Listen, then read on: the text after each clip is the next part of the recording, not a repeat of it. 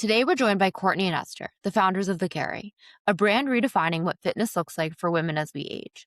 After experiencing firsthand how little the fitness industry actually supports women through perimenopause, hormonal shifts, and midlife, Cortney and Esther set out to build something different.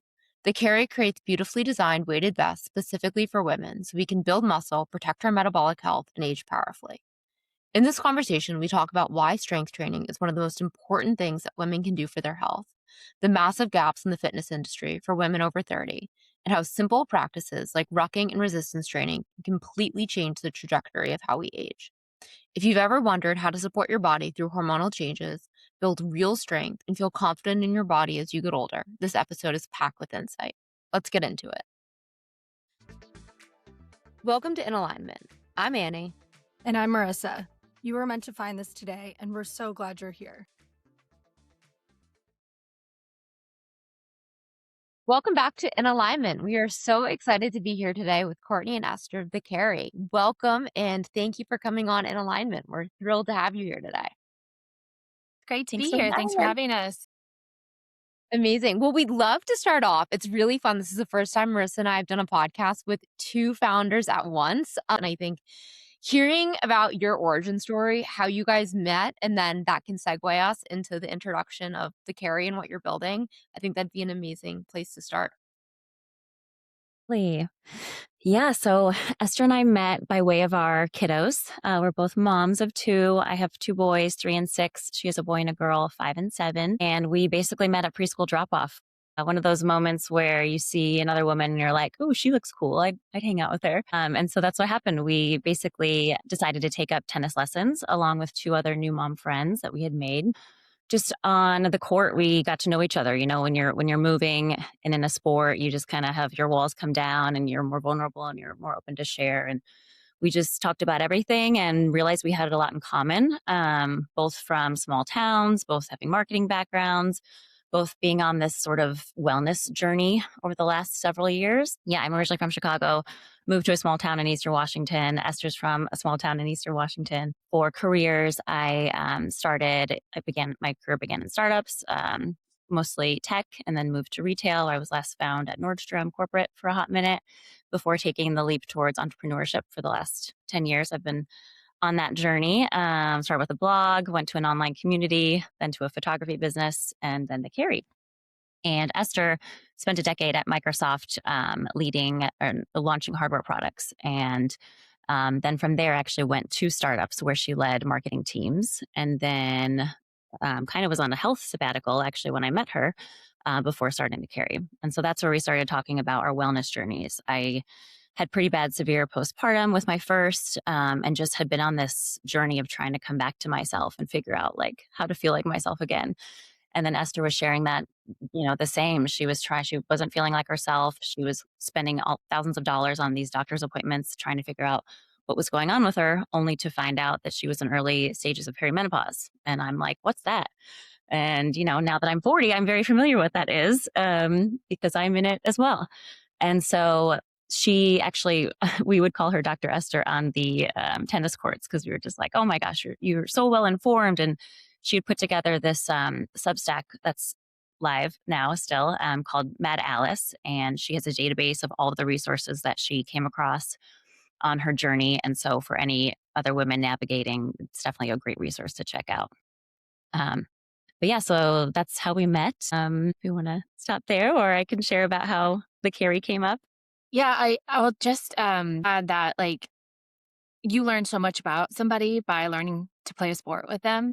And I grew up kind of playing sports with volleyball in high school. And I think Cortney and I, over this time of getting to know each other, we just kind of saw things in each other that made us want to learn more about each other, right? Naturally, like our work ethic, how much fun we were having while still working hard and trying hard at something, our hustle, and then our ability to just take instruction and improve over time. And so I think that is fun and awesome to see how sport can bring people together, even into becoming co-founders with each other. And both of us actually on our own were Peloton customers and loved our Pelotons, but also we're both craving more time outside and in learning about hormone health and perimenopause and just the impact of getting that early light for our circadian rhythms and getting outside, and how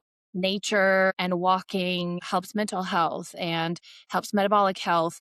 We were kind of wanting more time outside, and tennis was one of those things, but rucking, became another one of those things. Was like, hey, Cortney, have you heard of this thing called rucking? I bought this weighted vest. I want you to buy this other one and try it. We could do it together. We kind of just fell in love with the activity together in doing it, but didn't fall in love with any of the products that we found on the market. So I would buy one, she would buy one, we'd test it. I was like, oh, mine kind of sucks. She's like, me too. I was like, okay, how about these other two? Let's buy these other two and then test them. And so it went on like that. We got our husbands involved. We bought the, top men's, heavier ones for them, test them out on ourselves. We just really were not finding what we were hoping to find, which was, we fell in love with the activity. Now we needed equipment that really matched who we were, what we identified with, our life phase, and the premium materials and sustainability and aesthetics and adjustability of weight over time. And so, in this friendship that was blooming, and both of us just really connecting on these health journeys and seeing this big gap in the market, that's kind of what spurred us to go create a new one. And with my experience in launching hardware at Microsoft and working on a fitness wrist wearable for a couple of those years, and then Cortney's experience building brands and online communities and, in fashion and tech, like we were like, hey, we have these things, right? Like we have these collaborative skill sets, and we realize we like doing this together already. Like, can we make a better one? And at the same time, open and invite this community of women who are going through what we're going through and seeking resources and wanting to not be ashamed of this life stage and needing to figure out hormones and wanting to be celebrated by a brand, right? That is in fitness. That's not just making sports bras and for yoga class, right? Like can we make a meaningful movement happen out of this gap and out of this life stage? And that's what we're setting out to do now with the Carry.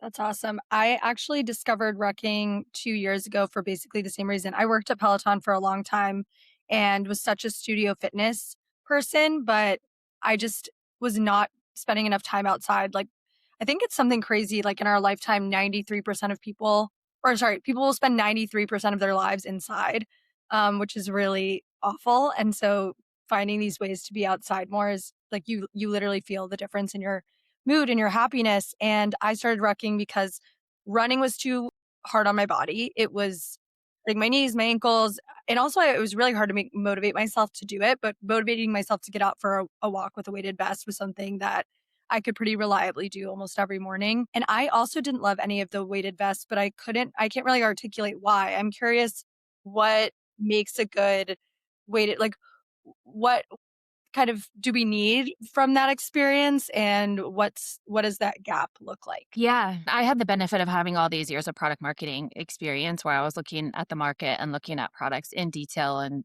creating and documenting requirements for engineering teams to go focus on. So for me, it kind of was like, okay. And the list became pretty instant and pretty clear. So there was kind of two camps that we found in the marketplace that were targeting women. And one of them was the Amazon vest, which can be many different brands because they're pretty much all sourced from Alibaba, but it's iron sand and neoprene. And that's the one that I started out with. And Cortney had another one that was similar that had a little bit of adjustable weights. But number one, there was incredible off-gassing from that fabric. Neoprene is a material that's pretty toxic to produce, requires a lot of chemicals, not great for any factory workers, anyone involved in that process. And two, they are filled with a material called iron sand. And iron sand can be like mined, it can be created, and it can be actually the product of industrial waste, kind of like swept up and put through a filtering process and like put back into a product. There's a couple problems with that. One, there's no moisture barrier between the neoprene and the iron sand. So when you're sweating in it, or in Seattle here in the Pacific Northwest, we get caught in drizzles and rain. That iron starts rusting. And then that rust staining my clothes. And so I'm ruining like my $100 top that I spent good money on that I want to last me years and years with a $30 weighted vest. It just doesn't make a lot of sense. The other big problem with those types of vests is the weight is not adjustable and the size of the vest is directly correlated with how many pounds the vest is. And so if you get an 8-pound vest because you want to start with something low, but you're a larger framed person, you're probably not going to fit very well into that vest. Similarly, someone who is more petite like Cortney and is also really strong and been working really hard on her strength, put a 20-pound vest on, it's going to be huge on her body, flopping around, uncomfortable. The weight is not going to be situated in a way that's great for her biomechanics as a woman, and pretty limiting with the type of movement that she can do with it. So like both in the physical the design of the product and sort of the materials that the product was using, pretty significant issues there. And then on the other side of the market, we have these like militaristic gym bro, like CrossFit style weighted vests that can be adjustable in weight, are made with more premium materials. But what they feature inside of them is large metal plates. And often, if you're wanting evenly distributed weights, it's a big weight that's crushing your chest and making it hard to breathe. And so anyone with boobs, anyone who's had an augmentation, anyone who wants to be able to feel not claustrophobic and like they're able to breathe well while doing harder activities like climbing a hill, running stairs, doing a circuit, like with this vest on, is going to be pretty uncomfortable and have a hard time. Also, a lot of those vests have Velcro, huge Velcro straps that pretty much immediately started snagging like our sets. They were like ruining the clothes that we invested in for our workout. So like those are kind of the two big categories and the issues that we saw with the categories. There is a third category, which is like micro loading. There's a couple vests in that category, but for women, those vests for the sizes that we were under 5 pounds in weight, which are really meant for increasing the power of athletes doing dynamic movements in the vest. They won't benefit you if you're using them for rucking, right? Because they're just not heavy enough. They're not going to create that stimulus that your body needs to put down new bone or create lean muscle mass or get your heart rate up if you're just walking in them instead of doing like a really intense personal training session in them. So those are kind of all of the things that we noticed about the vests that we tried. And just from an aesthetic standpoint, right? We just, at least from my standpoint, I had admired brands in the past that were able to take an everyday product or regular product and make it aesthetically pleasing and appeal to premium product spenders, as women like ourselves. And so, like, looking to the Artipop baby carrier. I don't know if you guys are familiar with that, but when I was pregnant, I just really wanted this baby carrier. It was just, you could see it from across the street. You could tell it was an Artipop and celebrities were wearing it. And it was like a statement. And that's what got me really excited for the carry is that, this could kind of be a similar thing. We should feel proud with the products that we wear. And so this was an accessory that we had the chance to do that with. And that's the best part. I mean, the ones we were testing, I put black duct tape or masking tape like over the large logo that was on my chest because I was like, I don't want to be seen in this. I want to feel proud. We were like, there's a huge opportunity here for that. It's amazing. I also really appreciate your website, the ethos of the brand, your social media, the whole kind of motivation and purpose behind the product is about empowering women to get strong. And I think in today's culture, this is so important. Obviously, the health benefits of strength training, of resistance training, of just being outside and walking and moving. There's also a huge social component to it. I know that you guys do a lot of group workouts and you wear your weighted vests on a walk and add in squats and push-ups. And it's like this amazing kind of way to connect with and get stronger and be outside together with other women. But I think the narrative behind what you're building is so important. Can you talk a little bit about maybe your personal journeys about choosing strength training and getting stronger and the benefits of building lean muscle, both personally and then also, how that can power you through perimenopause and menopause and hormone shifts as we get older and why incorporating exercises like this today, no matter what age you are, really sets you up for health and longevity as well. Yeah, go for it, Cortney. Do you want to start? You can go.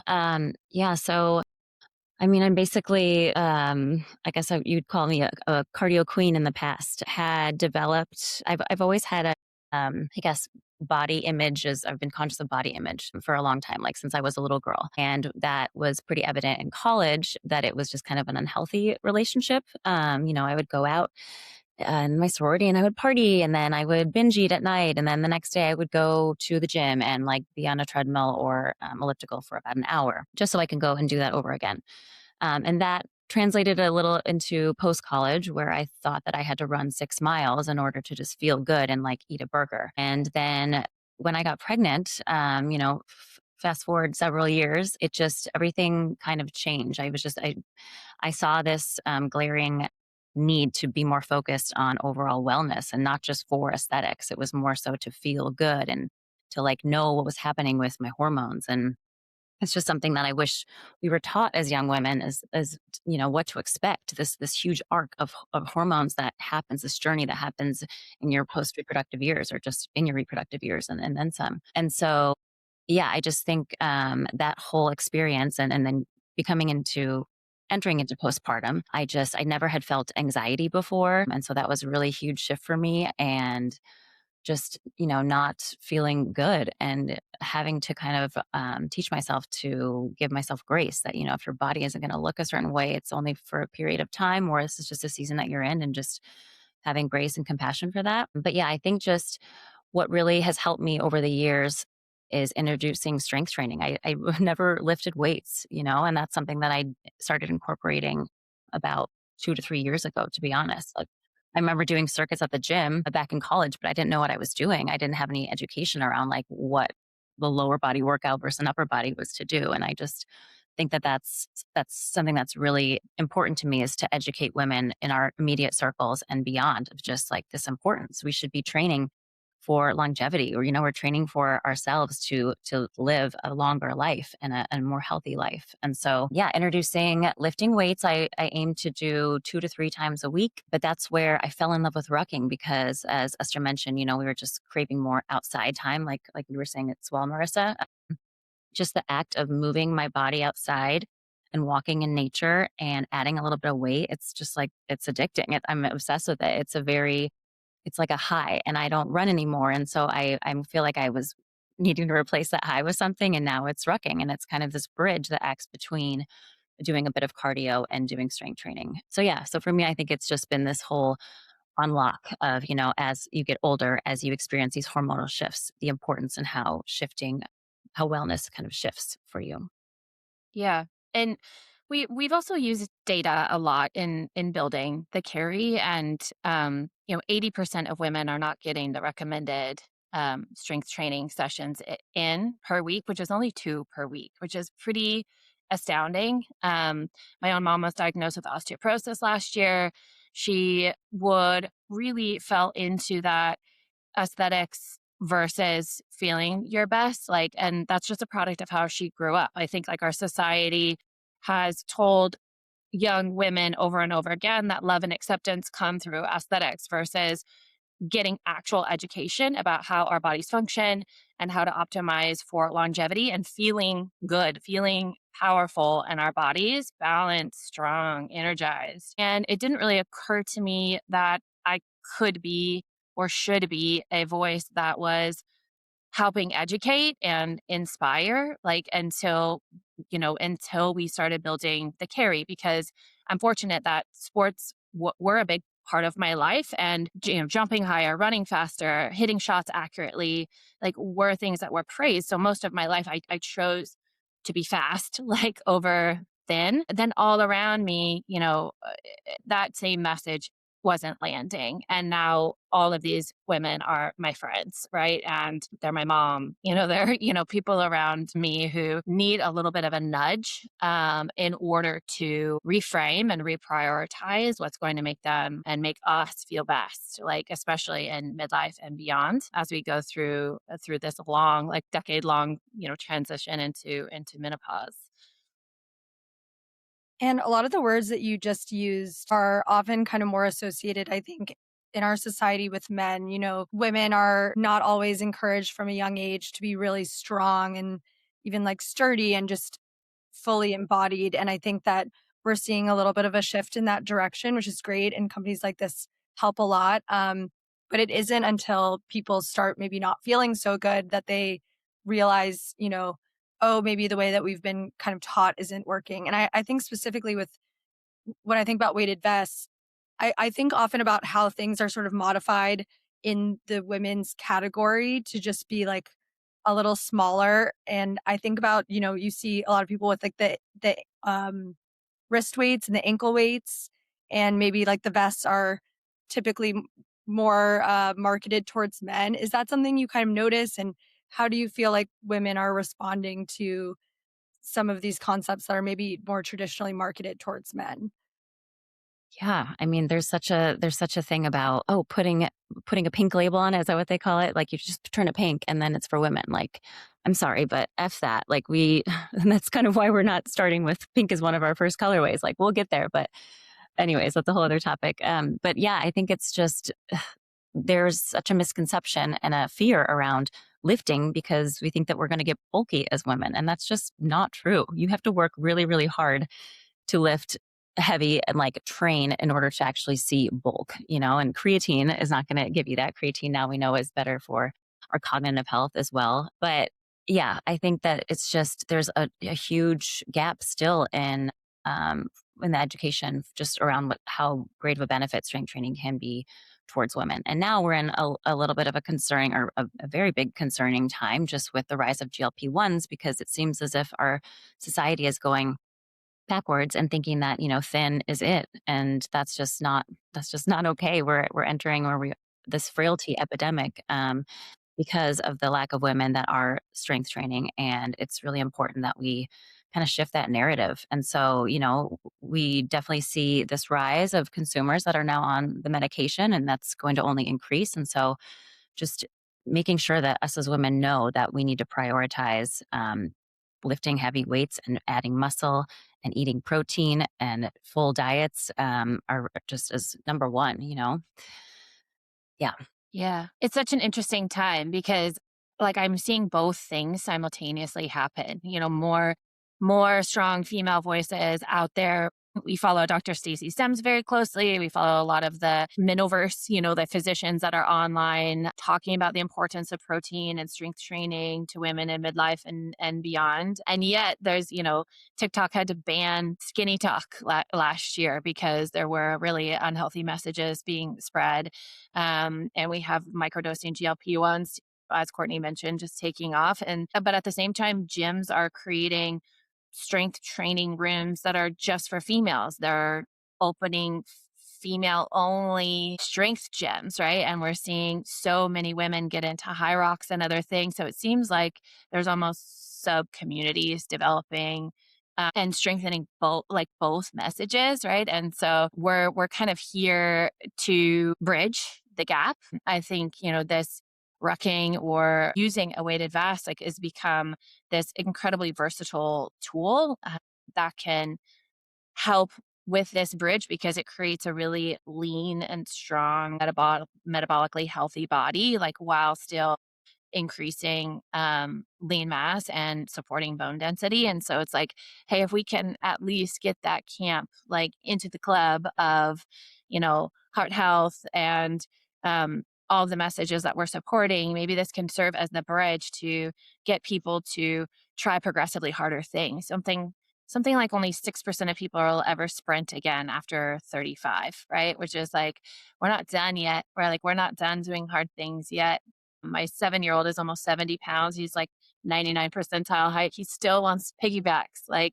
And rucking is how I train to give him piggybacks up the stairs for bedtime, right? And so it's just like, I think this notion of aging gracefully or shrinking or being quiet as we age, like we're kind of here to inspire women to age powerfully, which is, not quietly, which is setting boundaries, taking time for yourself, pushing yourself to do hard things mentally and physically, and to keep going so that you can enjoy this rich life. I'm training for my 80-year-old self. Like I'm going to be climbing mountains. Like how do we bring it into, putting deposits down. And like strength training is the way to put deposits down for your future self so that you can enjoy life as long as possible. That's what we're here. That's what Mhm. we're here to champion. Yep. We're saying we're building the next generation of strong ass grannies. I That's think your right. note is really important on doing hard things because I think that wellness culture tends to swing in extremes. And GLP-1s is definitely one story, which is the whole skinny culture and all that, which is very dangerous to our health. But there's also a very important shift towards slowness and not doing any cardio and like just doing Pilates or resting a lot and only walking. And there is a time and place. This is why I hate like the polarization that social media can create. But I think that we used to do a little bit more endurance exercises, or that was more of the thing to do, and even resistance training. And then it kind of swings to the other direction of like rest, rest, rest. Don't do hard things. And I really appreciate your note on that because I think two things can be true at once, and to be really healthy, dynamic, age gracefully, balance our bodies and our hormones and thrive in all areas of life, both have to be true. Like we have to honor our body when we need rest and not be working out 7 days a week. But we also like really do need to increase our cardiovascular capacity and do resistance training and sprint and do an interval and not just do Pilates, but also not just do 6-mile runs every day. So I think Mhm. that that balance that you guys are really proactive and communicative about is really important. So I appreciate that note. And the one other thing I'd love to dive into to make this a little bit more tangible is what is metabolic health and why is it so important? You've alluded to it a bit with hormone health and aging gracefully and bone density and building lean muscle. Um, but really, like, how do we build metabolic health? What is metabolic health? And how does that prevent us from most diseases? Like, it is really important to have strong metabolic health. Yeah. Dr. Esther. Yeah, yeah. Well, it's something I'm continuously learning about, right? And I would encourage you to follow physicians and experts. Again, plugging Dr. Stacey Sims. I love her work in this space, but like why we are plugging kind of like muscle mass as being critical for metabolic health and hormone regulation is that muscle is your body's, you think of it like your body's hormone management system. And so when your muscles are contracting, they're helping reduce inflammation and promote insulin sensitivity, so improving insulin sensitivity. They're also regulating your fat metabolism and are responsible for glucose disposal. And actually, as you know, Annie, like this gets harder when our hormones are like imbalance or when we're going through the big ups and down swings of perimenopause or just when our baseline hormones are way lower when we're in menopause. So, like, the more muscle you have and the less excess fat you have, the better your estrogen balance will be, like with your metabolic health as well. And muscle also really helps regulate your stress response. So, like, you're not, perceived stress. You're you know, it's a due date for a deliverable for work. Like a lion is not actually eating you, right? Like, so how can we regulate that stress and make sure that we're responding to it in our bodies appropriately and also like clearing your cortisol. And so like with all those things like combined, like the conclusion that I've come to is kind of like exercise is the most powerful longevity drug that we have like on the market because it's literally making everything, every system like work better and more efficiently and um keeps you going for longer and regulating all of those systems that need to play together to help you repair and build and feel your best. Hmm. Yeah. We like to say that, movement is medicine. There's a whole phrase that just speaks, just hits so well with what we're focused on. And also just that, fitness and exercising is a part of the toolkit. It's not everything. It's a huge portion, we believe. But like you mentioned, recovery is extremely important, and sleep and diet. And so it's just that's where the whole aging powerfully, um, you know, ethos kind of resonates a lot because we have to be our own advocates. We have to go get blood work document symptoms, be aware of what's happening with your body. And that takes time. I've never really tracked any of that. Or, it's like let on cycle, like tracking a cycle. Why did that come so later in life for me and my friends? So yeah, it's just being your own advocate, because then the rest will fall into place. So then you can really truly find what is your best fitness regimen that works for you, right? It's like one size does not fit all when it comes to this stuff.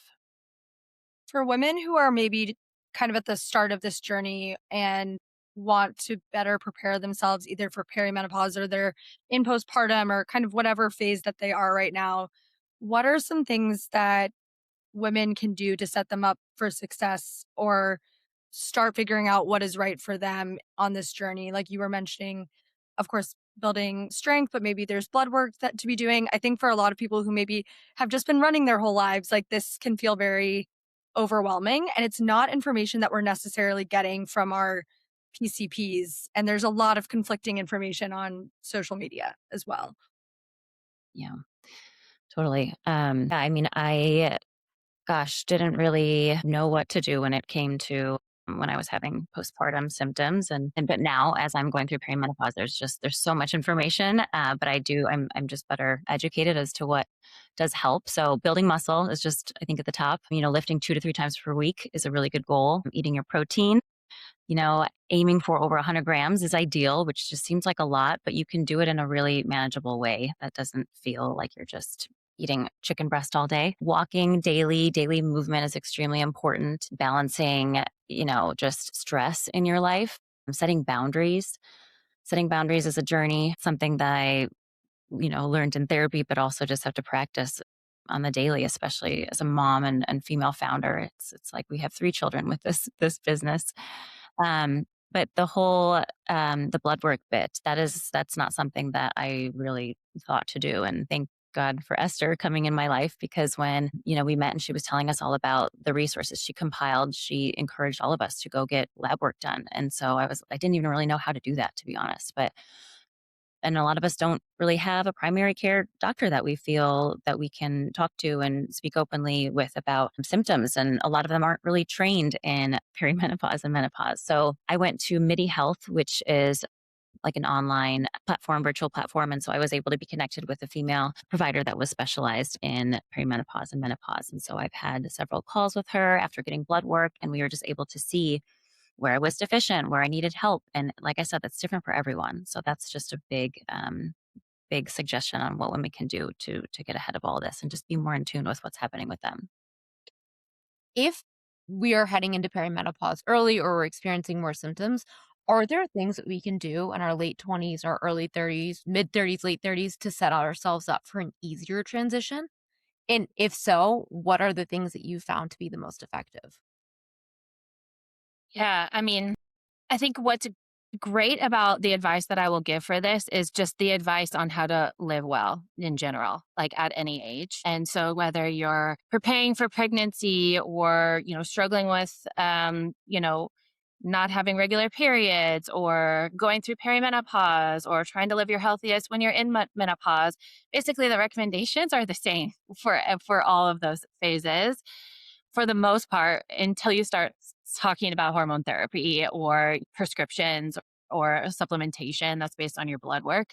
And so I think the baseline thing for everyone is making sure you're fueling properly, right? And so that is like whole foods, like limit processed foods, limit refined sugar, eat organic when possible, making sure you're having protein with every meal. And that is like a good chunk, like 25, 30 grams with every meal. Working out. So like 2 times a week strength training. Like, did you check the box twice? Like, and was it 30 minutes to an hour at least? And are you looking at heavier weights and progressing into heavier weights over time, right? And then you have your daily movement, right, which is supporting that metabolic health, like how you're turning food into energy and like how that food is helping your body's processes function correctly. Rucking is perfect for that, right? You can do zone 2 to zone 5 cardiovascular training, right? And then like what I'm challenging myself to do and our peer group right now is like 1 sprint training per week, right? So if you got that 2 strength and you have that daily movement, right? Whether you're going to Children's Museum or running around the airport on travel day. But at least one sprint per week. So whether that's getting on your Peloton, we still love Peloton, and doing that, or throwing on your weighted vest with 20 pounds and hitting the stairs for, 20-minute sprint intervals, right? Like that's going to really help with your heart health. And then the rest, as we talked about, is rest and recovery. And so it's just sleep, adequate sleep, stretching, like recovery, like resting in between days when you're doing those lifts. And like I would give that advice to a 20-year-old. Like I would give that advice to a 75-year-old. And then I think what the in between is those precision supplements and pharmaceuticals that can help you on your journey, right? So if you're getting your blood work done and you're realizing that you're extremely low in iron, like so that needs to be addressed. Or, if you're extremely low on your hormone panels, like you may already be entering that menopause like phase and your symptoms may be helped with hormone therapy. But like the 80% of what we can do to help prepare ourselves for these transitions in life, or with those lifestyle efforts with diet and exercise and recovery and sleep. Amazing. I feel like both of you, you started this company. Did you start it after you had already had kids? Mm-hmm. Yep. Okay. So you're starting this company after you have kids, like pursuing being founders maybe for the first time. Did you decide that this was a career for you? Like you're so knowledgeable, you're passionate about this, but you know, going full in to start a company and be entrepreneurs is such a big decision. What did that kind of look like for you? Yeah. Well, like I had mentioned, I had kind of been on an entrepreneurial journey over the last decade. And what I've found on this journey was that the audience to who I wanted to speak to and serve was basically myself. I started a style blog. That's when I left. Well, that's actually how I got my job at Nordstrom. I thought I like put it out into the universe. I wanted to work in fashion, so I started a style blog. But anyways, after a short stint there, I tried to see what would come of that, and then as I became a mom, my content and what I talked with my online community that was growing was more around just life in general and wellness and just how much motherhood and postpartum was kind of rocking me. And so I, spoke to her, was speaking to her, and I was sharing my routine that I came up with in order to just try to feel good again, joining the 5 a.m. club and carving out time for myself before my baby woke up was just like hugely important and impactful for me. And so sharing that with the audience, and that resonated really well. And then I've shifted to starting a photography business just to have a more lucrative type of, business in general. And so what I did with my photography niche was focus on empowering women with self-love portraits. And I think that was just part of me trying to boost up my own confidence because I'm constantly struggling with confidence. And so when this opportunity came about with meeting Esther and she's like, Cortney, I think we can do a better one. Would you be interested? I was just like all in. I came home. I was so excited to tell my husband because I also throughout my journey really wanted to launch a product. I had an opportunity, tried to launch a product on my own several years ago, and it just didn't happen. But I wanted to do so under a brand that was just that I believed in and that would help people. And this was it. So it was just like everything all at once just felt right, and it was all to staying open and saying yes to new friendship. And so yeah, even though, I had 2 kids at the time, and we had just gone for a huge remodel, I was just like, this has to be done and we'll figure it out, and my husband's also an entrepreneur as well. And so double risk, but we just, sometimes opportunities come about in life, and I'm a huge believer of having no regrets. And so it just felt very aligned. Yeah. Um, and for me, I baby stepped my way here. So like at Microsoft, I learned so much. I loved working on hardware launches. I absolutely loved working on that fitness wearable. And it was the closest that I felt in my career to my values and the subject matter of my work being aligned. And then I left that to pursue some other opportunities that came my way that were more in the B2B software tech space. And I was really feeling increasingly disconnected from those values and disconnected from what I cared most about and what I wanted to spend the most time doing. And this career growth, like slowly over time, became at odds with those things.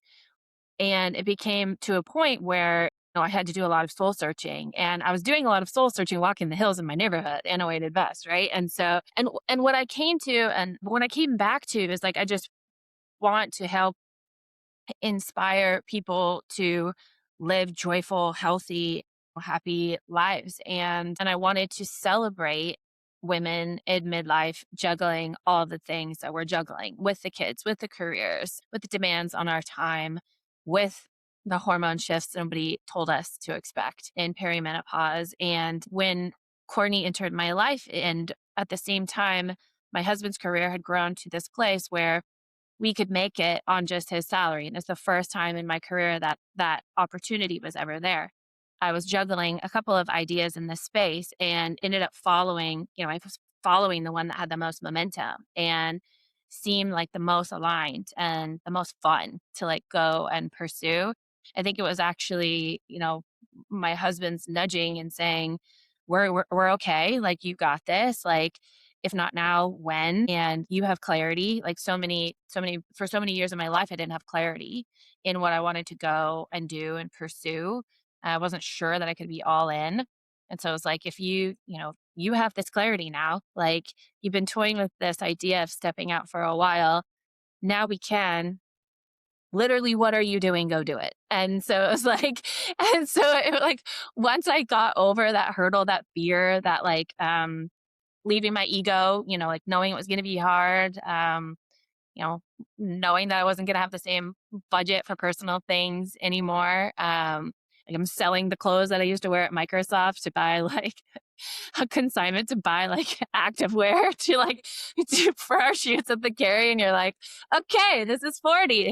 Let's do this, let's be poor again. But like, also, like, I think I was listening to your last episode about universe signals from the universe. And so like I was also asking for that.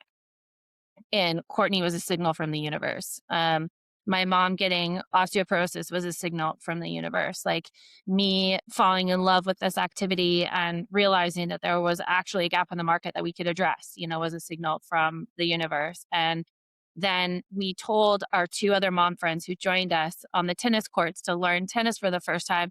And they were our two first investor checks, like in the bank, like the first 2 weeks that we opened our bank account. And so it was just like little things over time were just like, yes, go do this, lean in and into the fear and the uncertainty. Like, how many more signals do you need, like, for you to just like stop wondering about this and go? And now that seems like a distant past, but that was only like a year and a half ago, right? Like, but it was just like pushes, like little nudges in the direction. And we've continued to get that signal. We've continued to have the momentum, and the feedback from the community has been wonderful and so positive. And we're just really confident that we're building something that people want, that, is improving their life. And we're excited to cheer them on in their journeys. We're getting, incredible stories, health journeys. And my husband's like, nobody ever wrote you an email like that when you launched Surface devices, right? And here's just like, it's true. That is true. But yeah, so I think for me, it's been more of an internal like struggle just to like get here. So glad I'm here. So glad we're in this journey together, and we're going all out. We're all in. Love we it. are. I feel like when you know something is in your path, you can try to avoid it for as long as you want, but you will end up doing it. Like, if there is Yep. desire, it is in your path. So And- that's really exciting. And when you keep getting those signs over and over again, like the more you notice them, the more you see, kind of thing. And even a lot of the stuff you just talked about, Annie and I talk about all the time. Like, I was, when we started this company, we were thinking, we're not going to be able to travel as much. We're not going to be able to shop for clothes. We're not going to be able to do all of the things that we did when we had full-time jobs with salaries. And it's amazing when you're doing something that is super aligned. You guys use that word. We love that word, but like aligned with what you love, what you care about, what you're passionate about, how much less of that other stuff you actually need. Like, I haven't found Mhm. myself missing shopping or missing going on super fancy trips in the same way, because getting the emails you talked about that you touch someone and building something every day that you have control over is like fulfilling on a deeper level. So I think, yeah, knowing that, I think that that fear does hold a lot of people back, but the reward on the other side of it, even before you're actually successful, can make that really feel very minor in the scheme of life. So true. Yeah, 100%. Yeah. I Yeah. want to ask you guys, we can wrap it up with this, but you're both female founders. You're also moms. You live very busy lives, but you definitely practice what you preach. And the result is that you guys, feel good in your body. You've built a lot of resilience, really strong state of health. I'd love if you could leave the audience with kind of a day in the life. What does it look like for you? What does your routine look like? Maybe a few of your favorite wellness habits, how you move your body, some of your favorite foods, just so people can leave with some kind of tangible ways to integrate these practices. Yeah, I can go. I mean, coming from my past of content creation and now still doing that, I focus a lot on day in the lives. You can find those on TikTok for us. But yeah, I think for me, like I mentioned, I joined the 5 a.m. club when I became a mom, just because I saw the importance of just filling your cup so that you can give, right? And so the only time that I found I was able to do that to fill my own cup was by getting up so early before my boys. And that's including my husband now. And it's just like this precious time, that doesn't happen every day. Sometimes there's a wake up by my 3-year-old. And sometimes I'll sleep in because maybe I had wine the night before. But yeah, I just carving that time out and getting up is sacred to me. And so what I'll do is I will go have some water. Sometimes I'll have some athletic greens.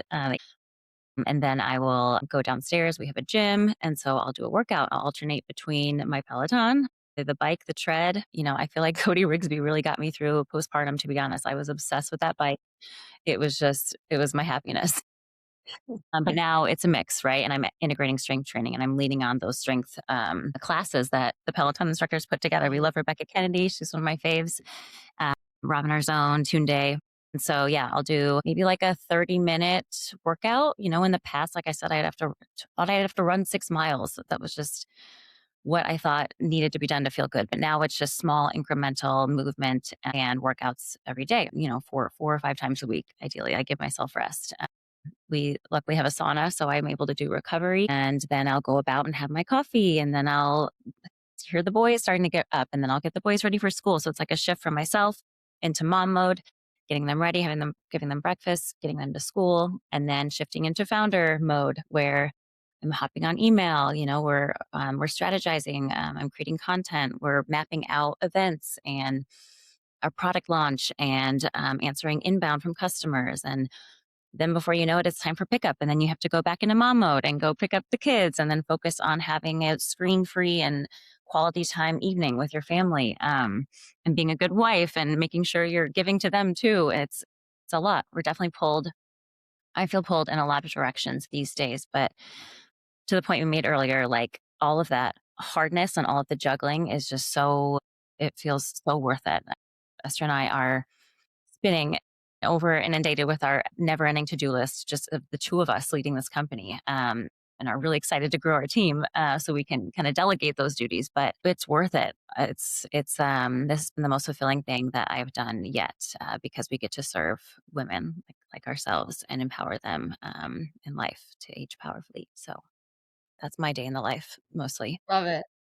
I One of these days I'll join Courtney on the 5 a.m. train, but I am not there yet. I also don't have a sauna in my house, and that's like my request for a birthday, Christmas, anniversary, everything of next year. But it's similar in that every day looks a little bit different. We're juggling a lot of work streams. I usually bring the kids to school in the morning. So I wake up, I make myself a collagen protein coffee in the morning.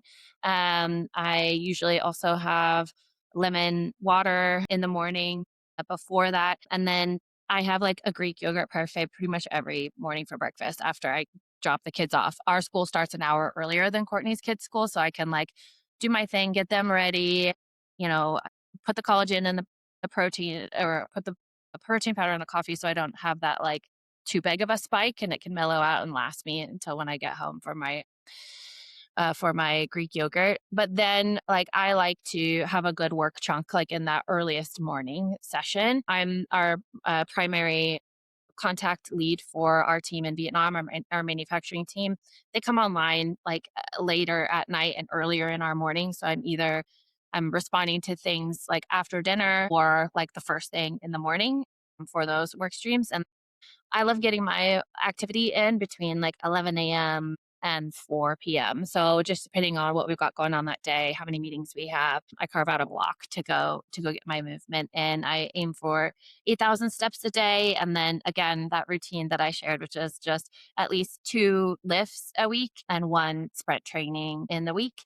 And yeah, just juggling all of the work streams. Courtney and I usually have in-person syncs twice a week, and then we have our solo just crush deliverables time. That's usually how our weeks are going when we're not traveling.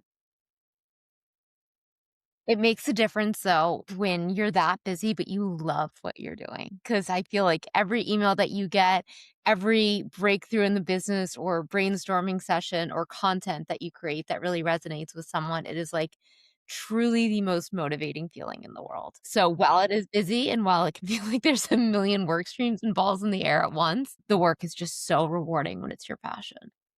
And just being able to Right. do it with each other, we're able to the fact that, yes, we have to create content for our brand to spread awareness, but we get to do that while we're moving our bodies and we have fun with it. We truly believe in community so much because that is what basically created this brand, brought us together. Just, yeah, we're not afraid to dance in our weighted vests on social media, but That's we're right. having fun. That's just kind of what's happening. And we're excited to share it. And we love sharing that with women in real life, in our in-person events, which is what we've been focusing on and will continue to focus on as we evolve the brand. Because yeah, community, at the end of the day, like it's really what makes life, right? It's being around each other. So A fun fact that I heard recently about tennis is that tennis is, I think, the number one sport associated with longevity. And it's not only because of the cardiovascular and metabolic benefits, but it's actually the social element of it Hmm. because it's more beneficial than like swimming or cycling or things that are done more, as an individual because community is it literally extends our life and makes us stronger and healthier and better. So I love that you added that in because it is such an important and often overlooked part of our lives, especially since COVID. And so like walking outside with people, anything like that, when you add people in, it just enhances the benefit and the experience for sure. Yeah. yeah, And we love rucking because it's a great equalizer in that regard. And so like we do it with our husbands and our husbands are maybe in a 45-pound pack and we're in a 20-pound pack. But, loading up my mom with a 20-pound pack wouldn't be feasible for her, but I can load her up with 8 or 10 or 12 and me in 20 and we can keep the same pace together.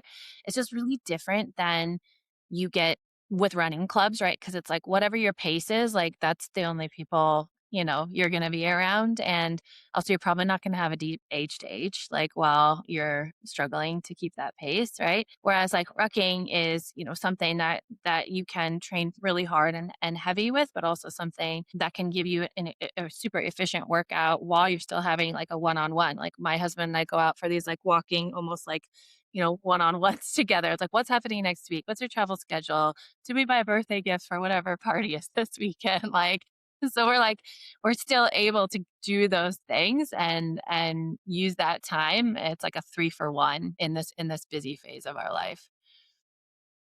and walking is obviously we all know how to walk, but it's having a moment right now. It's Strava put out a global report, and walking is the number 2 recorded activity globally, and next to running. And so there's a resurgence of or just a surge of running clubs happening and walking clubs as well, and that's where we're really excited about to evolve our community with the Carrie Rucking Club is having these opportunities to ruck alongside each other in community, have conversations, connect, because we all know how to walk, right? It's an elevated walk. Rocking is Yeah. an elevated walk. I love it. Amazing. Well, thank you both for coming on. This has been an amazing and incredibly informative conversation. I'd love if we could leave the audience with where to find you. Yeah. Well, we have a website. It's thecarry.co. We are also on social. That is also thecarry.co. And that's on Instagram and TikTok. And yeah, we show up pretty regularly. Like I mentioned, we're either dancing in weighted vests or we're trying to share education around the activity of rucking, sharing behind the scenes, and just counting Yeah. down the days to launch, which is this spring. Yay. We'll be sure to Yes. get our orders in and on the wait list. And we will link everything in the show notes on where to find you all. Thank you both for coming on. This has been an amazing conversation, and we will talk to you soon. Thank Thank you you guys. so much. Thank Bye. you for having us. Bye, ladies.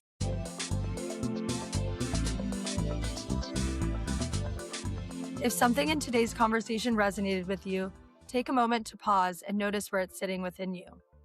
Living in alignment is not about fixing yourself or becoming someone new. It's about listening, trusting, and slowly coming home to who you already are. Thank you for spending this time with us and for being part of this community. If you enjoyed this episode, you can subscribe, leave a review, or share it with someone who might resonate with it too. See you next time.